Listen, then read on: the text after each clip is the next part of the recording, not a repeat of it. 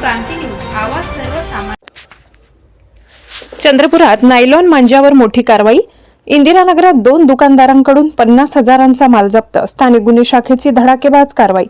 इंदिरानगर आणि राजीवनगर परिसरात प्रतिबंधित नायलॉन मांजा विक्री करणाऱ्या 2 दुकानदारांवर स्थानिक गुन्हे शाखा चंद्रपूरने धडक कारवाई केली.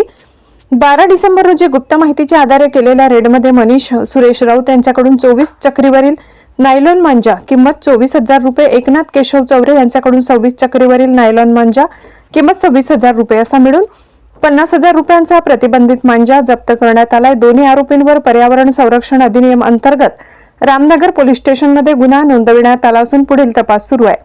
ही संपूर्ण कारवाई पोलीस अधीक्षक मुमक्का सुदर्शन, अप्पर पोलीस अधीक्षक ईश्वर कातकडे यांच्या मार्गदर्शनाखाली पोलीस निरीक्षक अमोल काचोरे यांच्या नेतृत्वात स्थानिक गुन्हे शाखेच्या पथकाने केली. जिल्हा प्रतिनिधी अमान कुरेशी, महाराष्ट्र क्रांती न्यूज, चंद्रपूर. नवनवीन बातम्या पाहण्यासाठी आमच्या महाराष्ट्र क्रांती न्यूज या YouTube चॅनलला लाईक करा, सबस्क्राईब करा आणि बेल आयकॉनला प्रेस करा.